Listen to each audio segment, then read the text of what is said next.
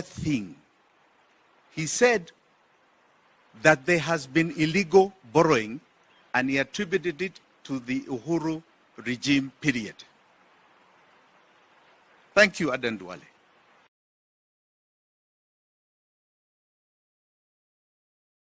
The assertion we've been making about ODS debt.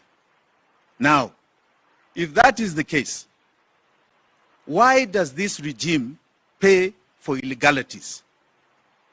The only reason you are paying for those illegal debts that you are claiming exist, and make note, these illegal debts have been even mentioned by the Auditor General, by the Controller of Budget. The only reason this government of yours is still paying those illegal debts is because you must be accomplices. You are together in that illegality, and if not, prove to us that you're not by stopping to pay those illegal debts you are claiming were done by Uhuru Kenyatta. Cut them off today, Bwana Duale. Cut them off, Bwana Badi. Cut them off, William Ruto. Cut them from this budget instead of coming to charge us more taxation through the finance bill. Kindly cut them off to prove to us that you are not part and party to those illegal debts that you claim were taken during Uhuru Kenyatta's period. There's something else Aden Duale said. He said that this regime of theirs, under William Ruto, is not taking illegal debt. And this comes to my fourth point. If you look at what is called the budget revenue estimates, which we are going to circulate copies,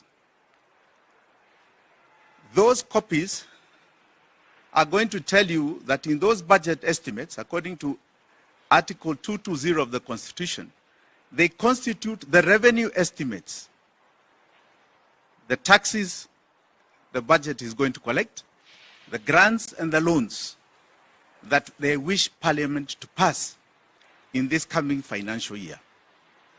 If you look at them, and we are circulating these copies, you will find there is an aspect called domestic debt, domestic loans, domestic borrowing. In the budget statement last week, CS Bandi said that they are going to borrow 1.03 trillion in the domestic market this coming financial year. I ask you to look at the page, the table of contents of those budget estimates before Parliament stipulate as net domestic borrowing at page 24. When you go to page 24, you will find there is no net domestic borrowing number. It does not exist. It is zero and has never existed. Even in the previous years, if you look at each column, has never existed. So this claim of domestic borrowing being legal, it is not. It has never been. It is never passed by Parliament. And you are doing it again this year. So there are two things I would like to stress, apart from the illegality.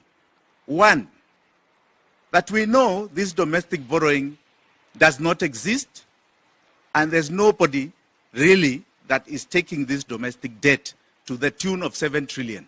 There's no such money in the market. This is fake. Number two, anybody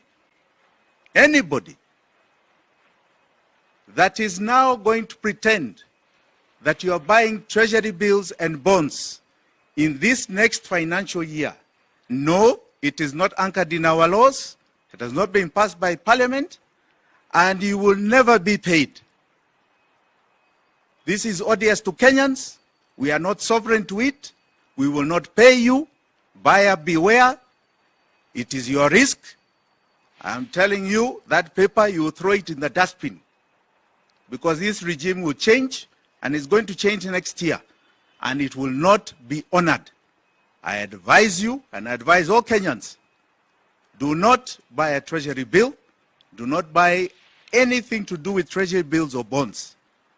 They are fake, completely fake. The fifth point, I just have 6 points. The fifth point I want to make is I